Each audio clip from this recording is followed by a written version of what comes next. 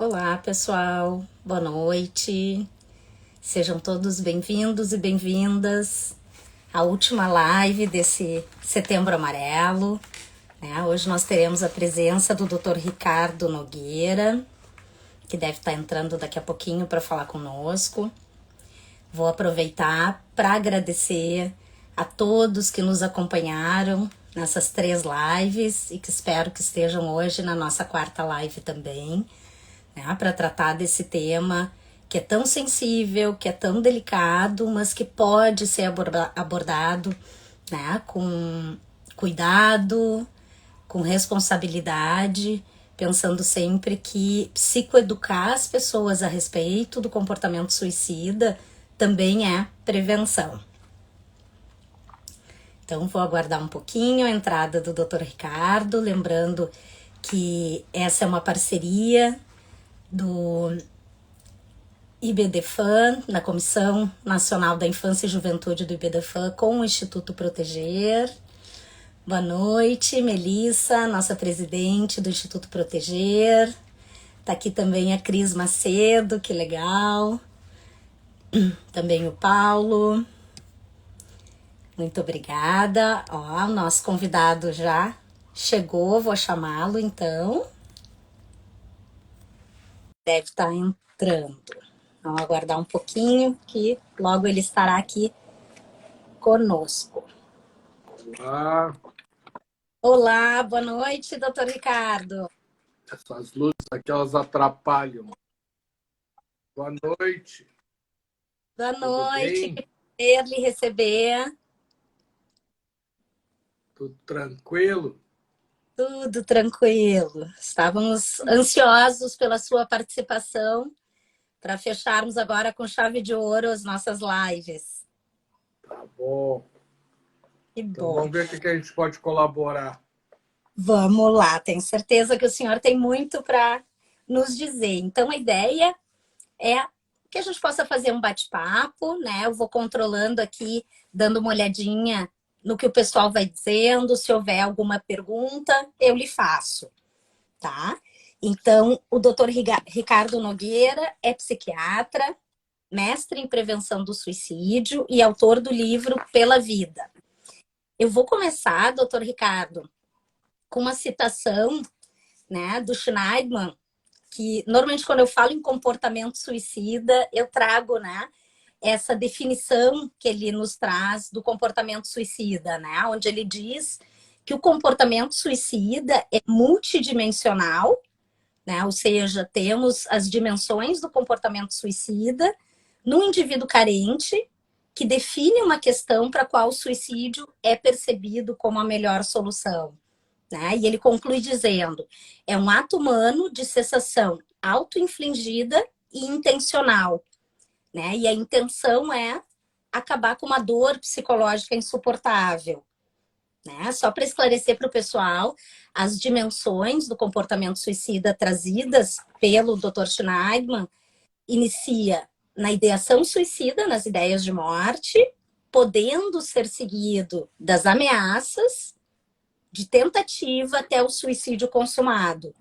Claro que sabemos que de uma ideação pode haver um planejamento e o suicídio consumado. Então, queria lhe ouvir um pouquinho sobre isso. Pois é, quando tu fala esse autor, eu lembro da minha dissertação de mestrado. Na justificativa, eu citava ele muito, mas agora eu estou com outro autor aqui que eu acho fantástico, é o Philippe Roth. O Philippe Roth, no seu livro Humilhação, diz que a questão maior do suicídio é o sentimento de humilhação, né? E que o instrumento da tentativa seria uma vingança em relação a isso, né? Então, eu tive um paciente, quando eu trabalhava lá em Santa Rosa, que ele tinha um câncer no estômago. E ele deu um tiro no estômago, matou o câncer, que estava matando ele, mas ao mesmo tempo, obviamente, que foi ao óbito, né? Então, esse sofrimento é que é o seguinte: a depressão ela é tolerável e suportável, No entanto, quando essa depressão ela é muito persistente e prolongada, ela se torna intolerável e insuportável. Aí, relembrando aquele livro e o filme A Escolha de Sofia, com a Meryl Streep, quando a Meryl Streep era jovem, a saída dela num primeiro momento foi ela esquizofrenizou. Então, a esquizofrenia é um mecanismo de defesa, de negação da realidade. Então, a pessoa cria um mundo, uma bolha para se autoproteger. Só que chega um ponto que nem esse mecanismo de defesa é suficiente, porque os mecanismos de defesa eles são limitados por um tempo. Né? Então, tem mecanismos de defesa infantis, tem mecanismos de defesa da adolescência e mecanismos de defesa da vida adulta. E eles têm um limite. Então, quando chega esse limite, o que sobra? Né? É o suicídio. Né? E também isso aparece muito naquele filme Foi Apenas um Sonho, da Kate Winslet, e também no outro filme que ela participa, com a direção do Sam Mendes, que é o esposo dela, que é O Leitor. Né? Então, todos esses filmes eles terminam nessa narrativa de se tornar uma situação de vulnerabilidade total. Né?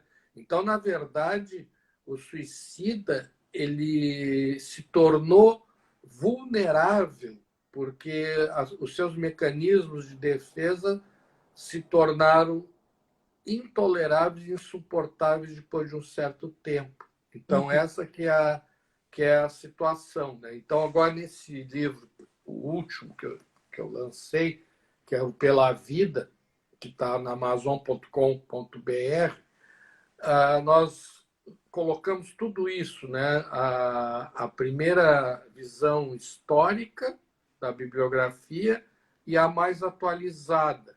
E isso vai evoluindo. Né? É como o suicídio também, ele foi evoluindo. Né? Antigamente, quem se matavam eram os idosos. Agora está havendo uma transição. Então, tu pega as estatísticas agora e tu vê que ele migrou da terceira idade, que ainda tem um grande número, para o adulto jovem e os adolescentes, inclusive até as crianças. Né? Antigamente não tinha suicídio de crianças, hoje já começam a aparecer e cada vez mais, e o primeiro sinal e sintoma é a automutilação, que virou hoje quase uma pandemia mundial nos adolescentes. Então, o adolescente ele sofre a dor psíquica e como ele não tolera a frustração e não tolera a depressão, o adolescente ele não suporta a depressão. O adulto consegue sublimar através da arte, da música, da literatura, e ele vai suportando e ele até curte essa questão da dor. Né? Diga-se de passagem, nós vivemos hoje sob a égide da sofrência. Né? Tem muita gente que vive disso, né? E é um sucesso total, mas o adolescente não suporta. Então, ele, ao invés de se deprimir, ele muda a sua conduta, passa a ter uma conduta agressiva, impulsiva. E chega num ponto que nem ele mais tolera isso. Então, ele precisa além de se automutilar, se automedicar. Então, o que ele vai? Ele vai para as drogas. Então, a criança hiperativa, com déficit de atenção, quando ela chega naquela faixa ali da puberdade, da adolescência, ela se socorre principalmente na maconha e no álcool. Posteriormente, nem a maconha nem o álcool ameniza aquele sofrimento. Aí eles passam para as drogas maiores. Cocaína, êxtase, crack, LSD e assim por diante. Então, o que a gente vê aí? Que nessa faixa etária aumentou o número de suicídios de uma forma incrível e principalmente entre as meninas e com idade cada vez mais precoce. E associado a isso, a depressão e o uso de álcool e drogas, a drogadição, vem as gestações indesejadas. E aí o que a gente constata nas estatísticas? Entre as meninas, a maior causa de morte são os transtornos do parto, no Brasil. E a segunda é o suicídio. Elas tentam abortar, não conseguem, se desesperam e tentam o suicídio. Então, o que a gente vê? Entre as gestantes, nós temos hoje um percentual de 30% das gestantes com tentativa de suicídio. Entre os meninos, no Brasil, a maior causa de morte é o homicídio. Em segundo lugar, os acidentes de trânsito e, em terceiro lugar, o suicídio. Na América do Norte, o suicídio está acima de tudo, está em primeiro lugar. Então, o que nós vimos hoje? Que os suicídios hoje matam 800 mil pessoas por ano. Algumas estatísticas já estendem até quase 1 milhão. Né? Então, temos um suicídio a cada 40 segundos. Então, o que ocorre? Nessa faixa etária do adolescente jovem, dos 15 aos 29 anos, o suicídio se tornou um problema de saúde pública. Então, por isso que tem que ter essa nossa preocupação e essa luta para debelar. Então, o que a gente vê nas estatísticas? 30% das patologias que causam suicídio são os transtornos afetivos, ou seja, os transtornos de humor, a depressão, associada em 60% ao álcool, o alcoolismo, a drogadição. Então, o que a gente vê? O Brasil, que há 10 anos atrás tinha 9 a 10% de alcoolistas em toda a população geral, hoje tem 20%. Dobrou. A cocaína e a maconha estão estabilizadas. O mercado está estabilizado. Então, varia ali de 10, dependendo da região, um pouco mais, 10, 12, 15% no máximo. O crack é um percentual menor, só que ele está aumentando muito rapidamente por uma questão econômica, porque foi perdendo o poder aquisitivo, então passaram a usar crack. No entanto, tem que usar num volume tal que no fim fique igual a situação. E aí o êxtase, o LSD já é uma droga sazonal que entrou e saiu e agora está voltando. Agora está chegando aí o cristal, que é cocaína mais fentanil, e se avizinha nos Estados Unidos agora, no lugar do crack, está entrando a heroína e o fentanil. Então, o que a gente prevê? Lamentavelmente, tudo que ocorre na América do Norte aparece aqui uma década depois. Então, o que nos espera é essa situação aí da entrada da heroína e do fentanil, que já nos Estados Unidos, nas pequenas cidades americanas, cidades pequenas, o desemprego é muito grande, a crise é muito grande. Algumas dessas cidades, metade da população é usuária de drogas. Então, é o verdadeiro Walking Dead. Né? As pessoas andam pelas ruas das madrugadas totalmente feito uns zumbis, né? Pessoas inumanas, né? Inumanas. Então, é uma situação terrível que nós temos que começar a nos mexer, nos mobilizar. E essa situação ela está do nosso lado, está dentro da nossa casa. Né? A questão do suicídio ela é democrática, ela atinge desde das faixas econômicas mais pobres às mais ricas. Em algumas cidades, como Caxias do Sul, por exemplo, é pulverizada. A questão do suicídio é pulverizada. Em algumas outras cidades, por exemplo, Lajeado, é um bairro único, que é um bairro de imigrantes que ficaram com a crise, ficaram desempregados e todos ali moravam.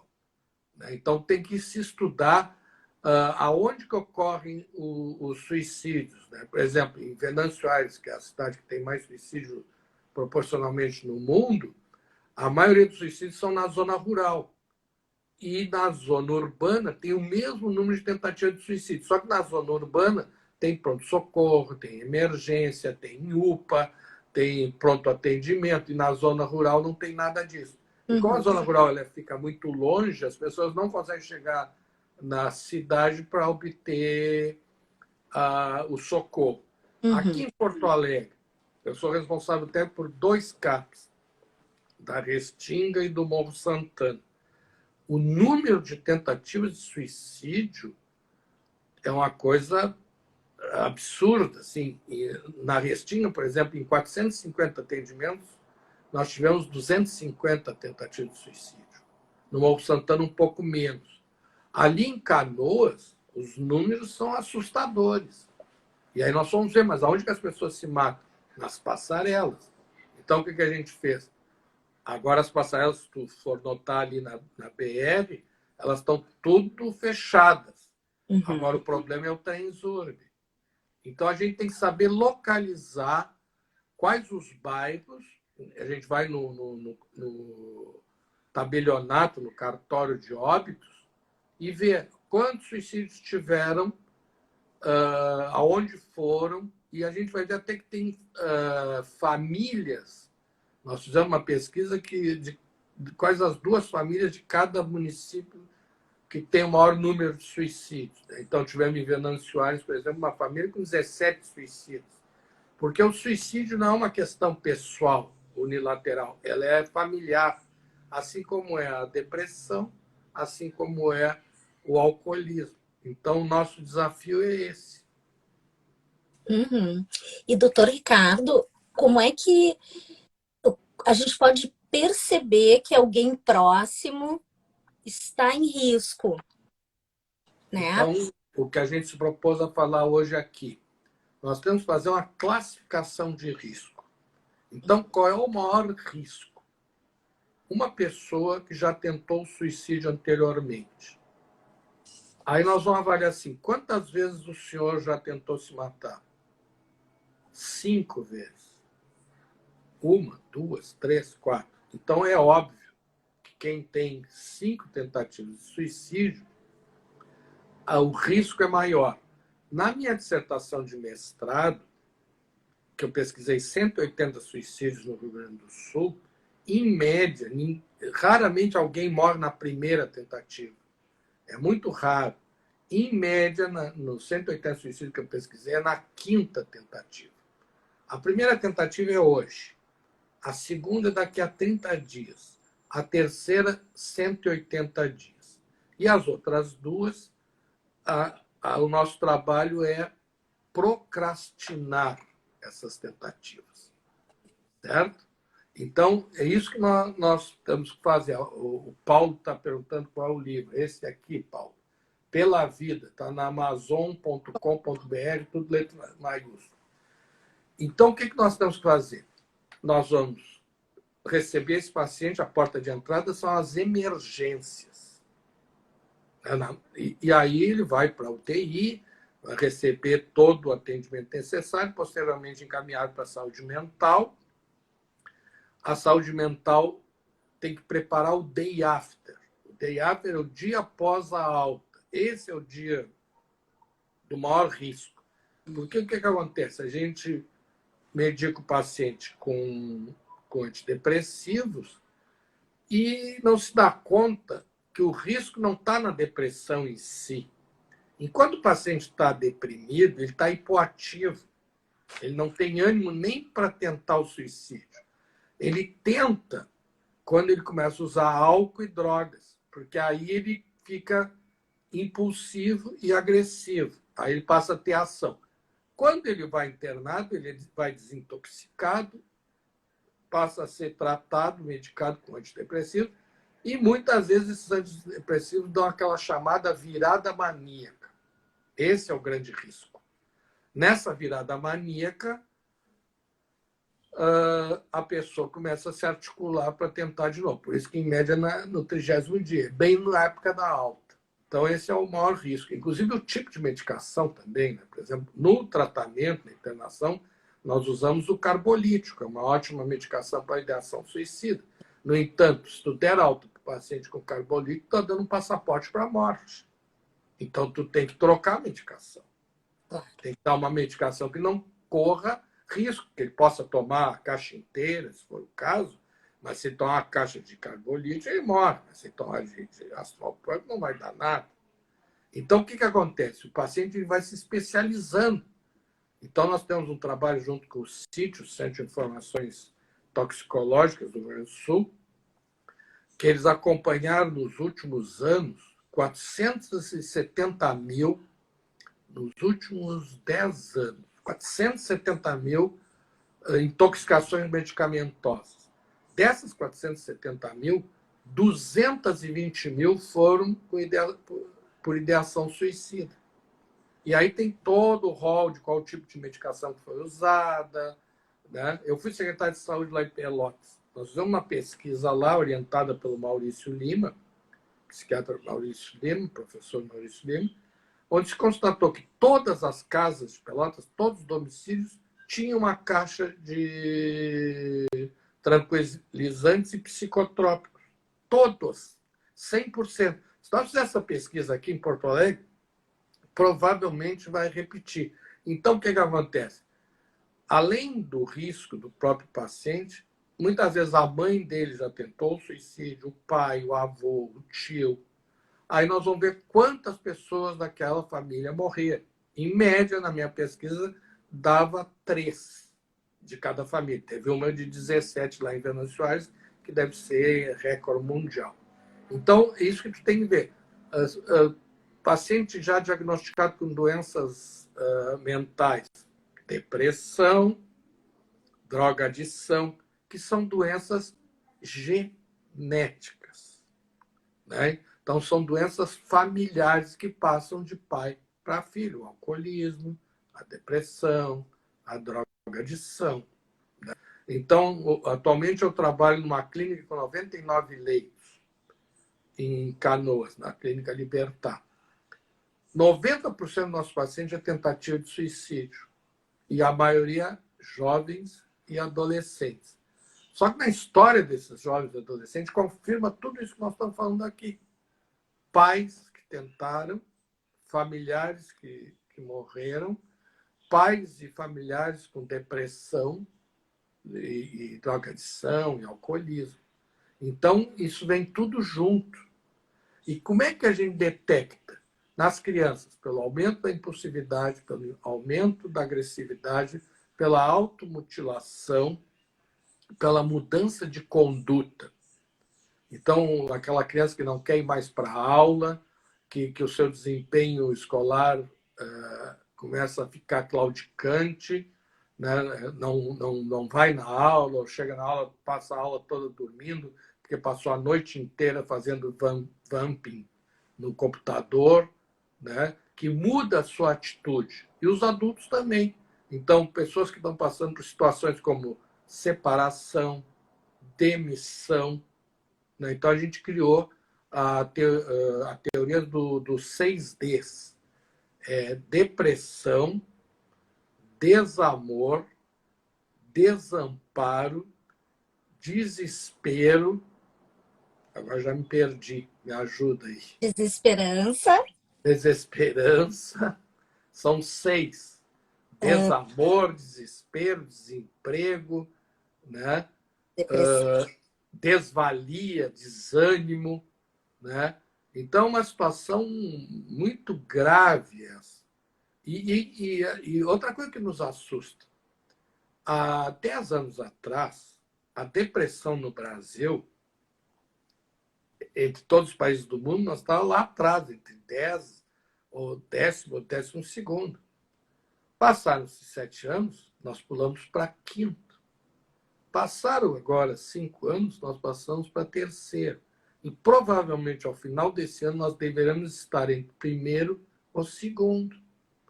Nós tivemos o ano passado 14 mil suicídios no Brasil, número recorde.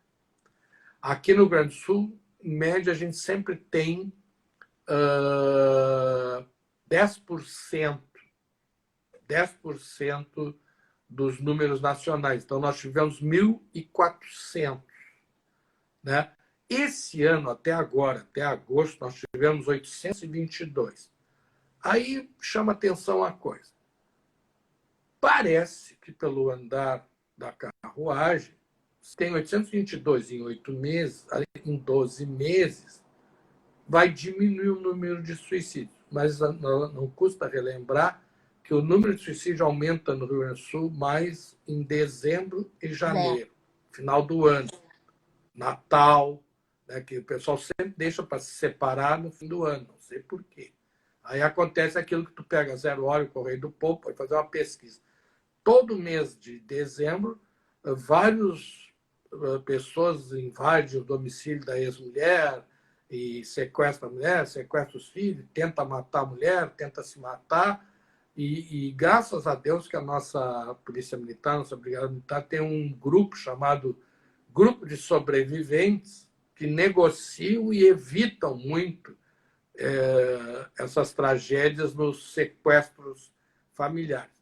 Só que, paradoxalmente, a nossa Brigada Militar tem 3 vezes mais o número de suicídios que a média nossa, que já é 3 vezes mais que a média nacional. A média nacional é 4, 4,2, o Rio Grande do Sul é 12, 13, 14. E na Brigada é 3 vezes mais do que isso. Aí dá um fenômeno que até na Polícia Militar da Bahia, que o Nordeste tem pouco suicídio, tem muito suicídio. E entre as Forças Armadas, por quê? Porque eles são jovens e têm acesso a armas. Então, nós estamos numa situação assim complexa. Né? Aqueles que mais nos ajudam são aqueles que correm maior risco. E aí entra também nós, os profissionais da área da saúde, que com a questão do coronavírus foram as maiores vítimas, né? E o número altíssimo de suicídio entre médicos, enfermeiros, técnicos de enfermagem, as áreas da saúde, entre os estudantes de medicina. Nós fizemos um trabalho ano passado, uma campanha muito grande que a gente fez em todas as universidades, em vários setores do Setembro Amarelo, e era gente ajudando gente do clube de opinião, e nós constatamos em todas as escolas de medicina, em todas as faculdades de medicina, um número altíssimo de incidência de depressão, ansiedade e todas essas doenças. Então, quando a gente fala nisso, parece que isso está longe, não está longe, está do nosso lado. Lá em Pelotas, por exemplo, tem o Move Leiga, que eu sou oriundo da Universidade Federal de Pelotas, fiz a minha graduação, minha pós-graduação lá. Então, tivemos esse ano mais um suicídio de estudante. Mas por causa do Enem, pessoal que vem de fora, que vem do Norte, Nordeste, tem transtorno de ajustamento. Na mesma época, uma colega nossa também cometeu. E aí depois, nós criamos agora a Associação dos Egressos, né, dos ex-alunos e ex-professores, nós estamos vendo a lista dos ex-professores que se suicidaram. Aí nós vamos ver a lista dos nossos colegas dos hospitais onde a gente trabalha. Então, além de cuidar da população, nós temos que cuidar também do cuidador. Perfeito. E eu fico pensando, doutor Ricardo, que todos esses fatores de risco, né, quando o senhor fala nesta avaliação de risco, com a pandemia, com o que temos vivido, a gente já observa um aumento, né, de sintomas ansiosos, também da depressão. E como prevenir? Né? Pois tu imagina o seguinte, o medo, aqui em casa, quem manda é elas, você já viu. Né? O medo dos profissionais da área da saúde, de todos nós, de sermos infectados. Nós todos perdemos renda. A renda no Rio Grande do Sul diminuiu em 50%. O desemprego foi imenso. Por exemplo, nós tivemos um número muito grande de empresários que tentaram suicídio, porque foram obrigados a demitir funcionários. Vários pacientes meus chegavam chorando chorando, com empreendimentos, com investimentos, e que tiveram que sustar, né? Quantas e quantas pessoas... Eu mesmo fui um, né? Eu fiquei, a minha filha, que é médica também, a outra é psicóloga, a outra é advogada, a outra é assistente social, a outra é arquiteta, e a minha esposa. Eu fiquei 6 meses dentro de casa, fiquei tão desesperado que acabei escrevendo esse livro, que se não fizesse alguma coisa eu ia enlouquecer, né? Aí voltei à atuação, mas eu parei tudo, né? Então, imagina a situação de medo que isso nos gerou. Então, nós estamos passando por uma época como a gente nunca viu. Ainda bem que depois houve uma reação, né? Então, muita gente que ficou desempregada, aqui em Porto Alegre, por exemplo, é um número até que eu acho que é bom não, é ótimo, que houve a criação nos últimos 2 anos de 6 mil novos, novas empresas, 6 mil. Até eu achei maravilhoso, mas são pessoas que tiveram que fechar sua empresa, que faliram, que tiveram que criar novos negócios e com uma renda, no mínimo, pela metade. Uhum. Pois é. Por isso eu fico preocupada e pensando que ações nós poderíamos fazer, né, nesse momento e esperando esses impactos pós-pandemia, né? Porque outra Eu questão. acho assim, ó, primeiro, nós temos que ver a transição epidemiológica. A faixa etária que o suicídio está cometendo veio para cá. Criança e adolescente. Qual é o primeiro sinal que tu vê na criança e adolescente? Automutilação. Então, nós temos que olhar a nossa criança. As crianças, coitadinhas, ficaram presas dentro de casa. Isso aumentou a agressividade, a agressão doméstica, agressões entre casais, aumentou o número de separações, o número de abusos sexuais. E eu, na minha vã filosofia, eu tinha uma ideia que as pessoas eram abusadas no máximo que era possível de aceitar uma vez só na vida. Lê do engano, vã raciocínio. As pacientes nos referem, doutor, eu sou abusada diariamente, cotidianamente. E em 90% dos casos, dentro da própria casa. Então, a volta às escolas agora, para as crianças, foi um alívio. Né? As crianças voltar a ter atividades físicas, atividades, a motricidade. E a questão da escola foi fundamental, né? Mas isso aí mexeu com tudo, né? Também. Né? Uhum, uhum.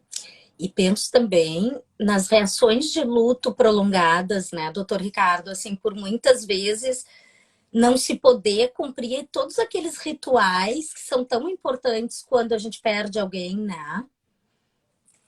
Então, quantos velórios não puderam ser Sim, realizados?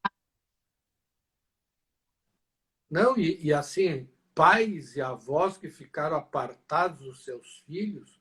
Eu conheço gente que ficou 1 ano sem ter contato com os netos e com os filhos, a dor que é aquilo. Aí tiveram contato e alguns foram infectados. Aí a culpa disso também. Né? E quantas pessoas, amigas, que nós perdemos, eu perdi vários e vários colegas. Né? Então, qual é a reação que tu pensa? O próximo sou eu. Eu fiquei tão paranoide com isso que aqui na esquina da minha casa fizeram uma obra grande do DEMAI. E um dia abriram 2 buracos ali embaixo. Eu olhei assim, pronto, é um para mim e outro para minha mulher. Eu acho que os cemitérios estão tudo cheios, não tem onde mais, e estão fazendo isso para mim. Olha a loucura disso que dá. Uhum. Né? O que é o medo, né? Uhum. Até porque nesse momento o dado de realidade é impactante, né? Porque existe uma ameaça real. Então, e vejo também em crianças algumas reações até mesmo fóbicas. Então, crianças estão com Sim, se tu for ver as estatísticas em crianças, o aumento da ansiedade, da depressão em crianças aumentou, mas de uma forma estratosférica. Porque é o seguinte, a criança ela é um radar. Né? Então, ela sente assim, o sofrimento do próprio pai. Eu passei por um caso de um paciente meu que ficou um ano tomando banho e botando roupa para fazer que ia trabalhar. E ele estava demitido pela vergonha que ele sentia. E quando ele teve que tirar os filhos do colégio particular, e quando teve que sair do condomínio porque ele não conseguia mais pagar o próprio condomínio, não conseguia mais pagar o colégio das crianças. Quantas e quantas escolas infantis que tiveram que fechar, aquelas escolas que atendem crianças de menor idade, aí fechava aquelas creches, né, com pessoas altamente qualificadas, tinha que contratar alguém para levar para a tua casa, que muitas vezes não tinha nem as condições mínimas de se desinfetar adequadamente. E fecharam. Quantas e quantas creches foram fechadas? Quantas e quantas escolas? Até faculdades fecharam. E eu fiquei pensando, né, falando em escolas, doutor Ricardo, né, quando percebem essas mudanças, porque voltando, né, ao funcionamento das escolas, a gente sabe que muitas vezes as crianças ficam mais tempo na escola do que em casa, né? Como o senhor acha que a escola deve agir quando percebe essas mudanças de comportamento, aumento da agressividade, da impulsividade nos seus alunos? O que o senhor orienta? Por exemplo, é que não é só a escola, é a atividade esportiva. Então, a criança passava um turno na escola, no contraturno, ela participava do time de futebol, de basquete, de vôlei, da equipe do atletismo, né? E ela perdeu tudo isso de uma hora para outra. Então, e o convívio, as amizades, né? Eu vejo assim, a alegria das crianças voltando para a escola, elas se abraçam os coleguinhas com aquela mascarazinha, coisa mais linda do mundo, a alegria. Os olhinhos chegam a faiscar, assim, né? E alguns dos pais ainda com medo também, né? Resolveram, eu falo pela minha neta, né? A minha neta vai presencial, mas a turma dela, vou. Mas são poucos que tem na minha turma ainda, alguns não vão e tal, né? Então, foi um verdadeiro crime, né? 5 milhões de crianças evadiram das escolas, né? Isso é uma coisa... E imagina, as crianças tiveram que ficar muitas vezes em casa sem o alimento adequado, sem a merenda, né? Sem as atividades escolares e o congraçamento, o divertimento, e muitas vezes tendo que passar por situações de penúria por falta de alimento, por falta de higiene. É que a gente sempre pensa assim, alguém que mora que nem a gente mora. Mas só que tu vai ver que o grande contingente mora em lugares pequenos e várias pessoas juntas. Então surge o quê? Tudo isso que é o óbvio, né? Então, assim, por exemplo, nesses nossos CAPs, a gente notou que bem no pico da pandemia, os pacientes não foram mais no CAPS. E a gente, opa, aí veio aquele auxílio emergencial. Aí nós criamos uma proposta que era o CAPS itinerante. Já que eles não vêm, nós vamos.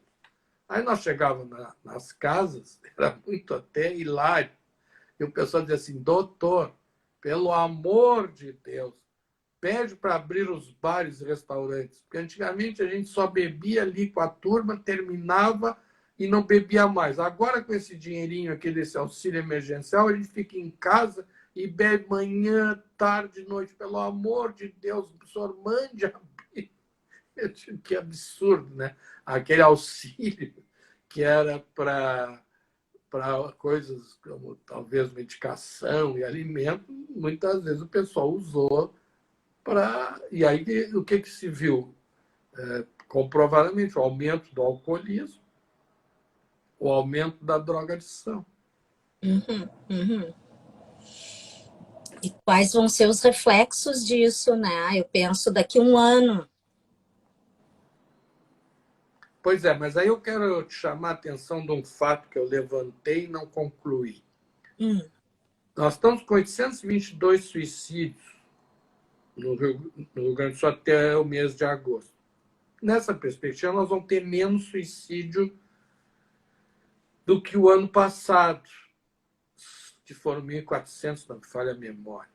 Só tem um pequeno grande detalhe. Os meus colegas da oncologia me chamaram a atenção. Ricardo, tu não te ilude com isso. Depois do Setembro Amarelo, vem o Outubro Rosa, que é o câncer de mama. O ano passado, diminuiu o câncer de mama no Rio Grande do Sul em 44%. Tu acha que isso é verdade? Não. As Isso é pessoas uma não buscam ilusão. tratamento. Na verdade, o pessoal deixou de fazer o tratamento. Aí, como a gente atende muitos pacientes dessa área de oncologia e tal, aí o pessoal disse, não foi só no diagnóstico, inclusive na quimioterapia.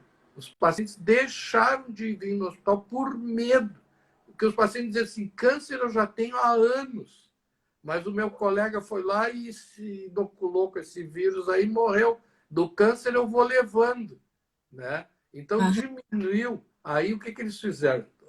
Olha a troca de informações. Como é que é esse CAPS itinerante vocês?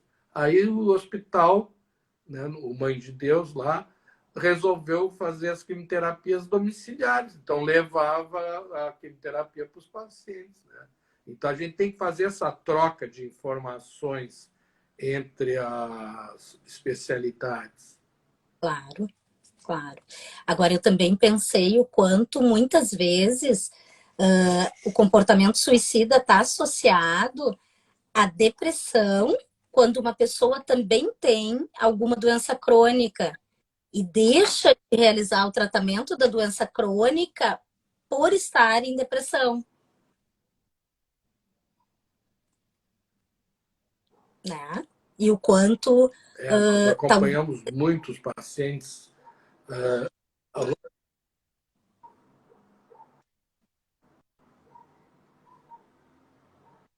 está me ouvindo? Não sei se eu travei. Agora trancou um pouco, trancou um pouco. Nós temos essa experiência, né? Quando eu fui coordenador, supervisor do programa de residência médica e de psiquiatria do Mãe de Deus, nós trabalhávamos juntos com o pessoal da oncologia. Então, isso era muito presente, né? Muito presente. Uhum, uhum.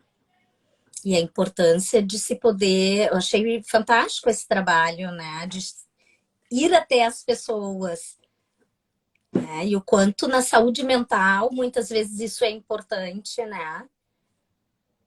Porque ainda tem uma resistência a buscar uma psicoterapia, né? Um psicólogo, um psiquiatra, para se poder tratar. Eu acho que ainda existe muito preconceito com relação à psicoterapia. Nós temos um centro, que é o Centro de Promoção à Vida e Prevenção ao Suicídio, RN Prevencal Suicídio. Então, o nosso centro ele tem uma didática e um mecanismo totalmente diferente do CVV. Nós somos parceiros do CVV. O CVV ouve. Nós somos profissionais. Então, nós hoje estamos em 30 países. Nós temos 7 mil seguidores. São todos brasileiros que estão espalhados pelo mundo inteiro. Então, essa questão do suicídio, ela se espalhou. Então, o pessoal brasileiro que está em Ishi, que eu nem sabia que existia essa cidade lá no Japão, no Chile, Portugal, até teve um fato muito interessante, uma menina de Portugal entrou em contato conosco. Eu digo, tu está falando da cidade do Porto, nós estamos aqui no Menino Deus, aqui em Portugal. Ela disse, mas eu sou do Menino Deus. Eu digo, mas pois é, né? Aí eu digo, pois é, e o que eu... Não, a coisa aqui está feia também, o desemprego ficou muito grande, ficou muito difícil, tudo muito caro, e eu estou desesperada e tal. E a gente, não, calma aí, entra em contato com a Sociedade de Suicidologia de Portugal. Lá em Portugal tudo é dividido ao meio, né? O Porto é uma coisa e em Lisboa é outra. Em Lisboa é outra sociedade, totalmente separada. Não, tu entra em contato com eles. Aqui o que a gente faz? nós orientamos os pacientes quando tu entra no nosso Centro de Promoção à Vida, que é o CPV, Centro de Promoção à Vida e Prevenção ao Suicídio, já aparece onde tu está e o serviço de psiquiatria e saúde mental mais próximo. Ou o CAPS, que está aberto, os CAPS 24 horas, ou as emergências. Eu quero me matar e tal. Mas então te dirige a essa hora aí em Caxias do Sul, por exemplo, tu vai na emergência. Mas tu tá sozinha? Não, estou com meu marido. Tá, então fala com ele. Não vou falar com ele porque a causa é ele. Eu digo, meu Deus. Tá, então tu chama um Uber e vai. Mas eu tenho vergonha, vou chegar lá e dizer que eu quero me matar. Eu digo, não tem problema. Diz que já entrou em contato conosco, que já nos conhece, nós já fizemos treinamento, capacitação para toda a Secretaria Municipal de Caxias, de Bento, de Farroupilha, eles já nos conhecem. Tu fala que tu falou conosco, manda entrar em contato conosco. Né? E muitas vezes, graças a Deus, a gente é muito bem sucedido, mas as pessoas resistem. Né? Elas resistem. É CPV, e Centro de Promoção à Vida e Prevenção ao Suicídio. É RN Prevencal Suicídio. Então, tu entra ali, já aparece o endereço mais próximo que a pessoa está, se aquele CAPS, Centro de Atenção Psicossocial, está funcionando ou não, e vai direto. Ou vai na emergência. Vai na emergência. Né? Então, na emergência, pedir ajuda. Agora, que o pessoal tem uma resistência muito grande, tem. Muitas vezes chega na emergência, tem que chamar um familiar. Eu digo, então agora vai chamar um familiar. Aí depois os familiares nos ligam agradecendo, porque os pacientes têm vergonha de falar do seu sofrimento, que estão se separando, que o casamento faliu, né? Como diz outro meu paciente lá, fui demitido, perdi o emprego, perdi a mulher, perdi o carro, perdi o apartamento, o que tu quer mais? Eu digo, calma, não vai perder mais nada, chega de perda. Vamos retomar, vamos retomar. E não é só tu que aconteceu isso, porque as pessoas se culpam muito. Eu sou um incompetente, eu sou tão incompetente que nem para me matar eu sirvo. Né? Eu digo, calma, calma, calma, amanhã é outro dia, vamos rever, vamos avaliar. Então, o que a gente cria? Além do tratamento, o grupo de sobreviventes, que na Clínica Libertar se chama Pela Vida. Atualmente, a gente atua com os pacientes internados, mas agora estão tendo alta. Então, agora nós temos o grupo Pela Vida dos egressos. E posteriormente, a gente quer fazer esse grupo de sobreviventes de pacientes externos. Mas o CVV já tem essa experiência. Tem em Novo Hamburgo, até o pessoal do CVV que está aqui pode falar em quais outros CVVs, e quais outros que têm os grupos de sobreviventes. E, doutor Ricardo, como entrar em contato com o CPV? Pelo RN Prevencal Suicídio, né? Nós estamos em todas as redes, YouTube, Instagram, Facebook, entre lá que nós vamos responder. Inclusive, já tem, na entrada, a pessoa já recebe uma resposta automática. Você está em tal lugar, entre em contato com o seu CAPS, o telefone é esse, o endereço é esse está aberto ou não está, então já vai direto. Né? E sempre nós vamos... Agora, nós trabalhamos numa metodologia de ação, né? De já ir direto para a emergência, para já tomar uma atitude. Nós não temos uma escuta, né? Nós temos uma ação, porque nós somos profissionais. Que importante esse trabalho, interessante. E eu desconhecia, confesso que eu desconhecia e que importante poder divulgar, né? Não, é engraçado, porque santo de casa não faz milagre. Nós atendemos muito mais gente do interior de São Paulo, do Rio de Janeiro, de Minas, do Pará e do mundo inteiro, que são brasileiros, E aqui a gente atende, assim, até certo ponto, poucos pacientes, né? Então, a gente fica atendendo os pacientes que estão lá fora. Mas isso é uma característica nossa, né? E mesmo assim a gente já tem, estamos em 30 países com mais de 7.000 seguidores. Uhum. E desde quando existe o CPV? O CPV ele foi criado quando eu era coordenador de saúde mental do Hospital Mãe de Deus. E depois nós criamos a residência de psiquiatria do Hospital Mãe de Deus.